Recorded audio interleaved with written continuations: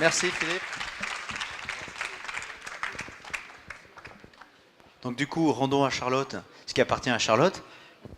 Merci.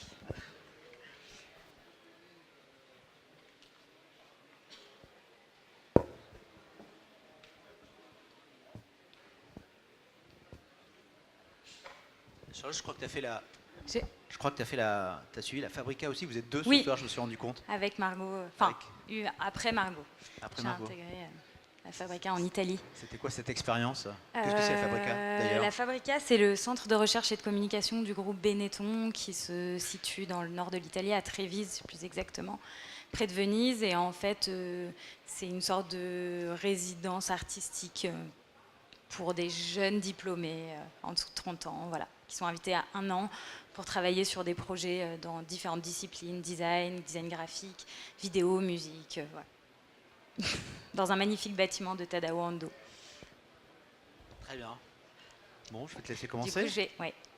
Du coup, parti. moi, on est à un salon sur la matière et du coup, j'ai choisi de présenter 2 projets uniquement qui sont justement autour du matériau. Dans mon approche de designer, je m'intéresse énormément au savoir-faire et récemment, j'ai fait, depuis 1 an, je fais une collaboration avec une entreprise de cuir qui fait de canapés en cuir qui s'appelle Duvivier. Je ne sais pas si certains d'entre vous connaissent, qui est donc une entreprise qui a été créée en 1840 par une famille de selliers-bourreliers dans la Vienne, donc près de Poitiers.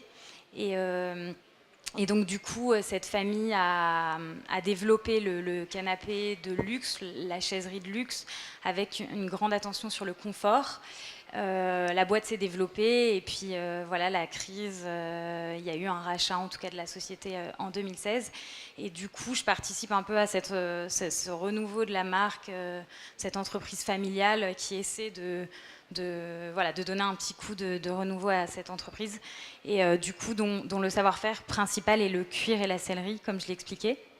Donc du coup il y a un choix très important qui est apporté au choix des matières, avec un partenariat avec une entreprise dans le sud-ouest, une tannerie qui s'appelle Rémi Caria, où tous les cuirs de Duvivier proviennent de France, parce que ce qui est important pour cette entreprise, c'est non seulement d'être basée en France, mais que également toutes les matières premières viennent de France. Donc je pense que c'est un point qui est important aujourd'hui aussi dans le design parce qu'on a de plus en plus d'entreprises qui sont sensibles au savoir-faire, à travailler avec des artisans locaux, etc. Et donc là, en tout cas, Duvivier est vraiment sur cette sensibilité. Et du coup, ils ont 4 engagements forts qui sont donc la matière, le savoir-faire, l'engagement et le caractère. Et du coup, moi, j'interviens un petit peu sur la partie caractère de l'entreprise, c'est-à-dire redonner un nouveau souffle et de refaire des nouveaux dessins sur une entreprise qui avait eu tendance à être un peu poussiéreuse. Donc voilà, donc là, c'est les premières ébauches. Je travaille pas mal en dessin. Et ce qui est intéressant, c'est qu'on a eu beaucoup d'allers-retours, comme j'imagine tous les designers avec les projets.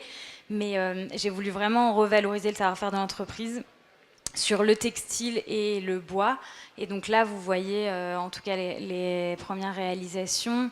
Il y a un modèle qui s'appelle Jules. Et donc, du coup, j'ai aussi proposé à l'entreprise d'élargir leur partenariat. Donc, plus seulement sur du cuir, mais sur du textile. Et donc là, donc, vous voyez les 2 canapés en velours. Donc il y a eu un petit partenariat avec Pierre Fray et voilà tout un travail sur la mise en scène des pièces, voilà, tout ce qui fait partie de rajeunissement d'une entreprise. Donc resensibiliser ces entreprises anciennes au pouvoir de l'image. Donc voilà. Je les ai aidés également sur le stylisme et la mise en scène des pièces voilà, dans un intérieur. Et aujourd'hui, on continue cette collaboration sur d'autres collections. C'est pas facile parce qu'ils ils ont du mal à passer un peu à tourner la page.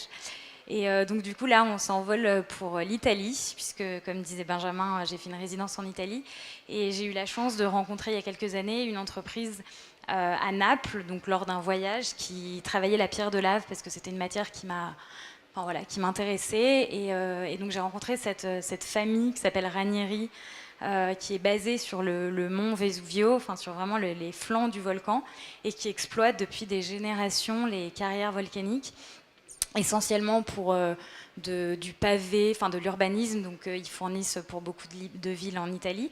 Et du coup, moi, je leur ai proposé de dessiner avec eux des pièces de design, ce qui était assez nouveau, contrairement à ce qu'on peut penser pour une entreprise italienne. Mais alors du coup, voilà, là en tout cas, il y a une image des différentes pierres de lave et c'est une matière intéressante parce que en fonction de la densité du sol et de l'endroit où on l'exploite, on peut avoir des matières plus ou moins denses, plus ou moins trouées. Plus on est à la surface, plus on va avoir une matière type un peu éponge, plus vaporeuse. Voilà, et donc cette famille a la chance d'avoir deux sites deux sites de production, un site de taille de la pierre, donc voilà, où là vous voyez des photos, et un deuxième site, on va voir une photo un petit peu après, voilà, d'émaillage de la lave.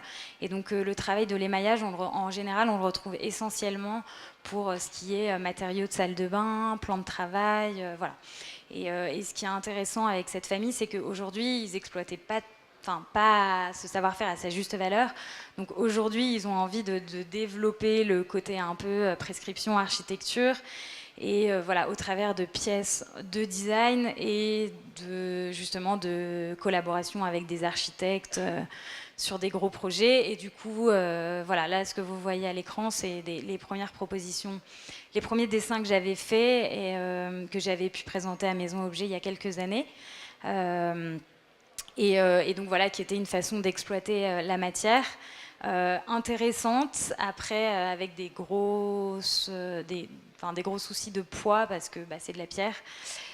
Du coup, c'est vrai qu'en tant que designer, c'est intéressant à un moment aussi de se confronter à la matière et d'en voir les limites et de se rendre compte que même un beau objet, parfois il a aussi des défauts, entre guillemets.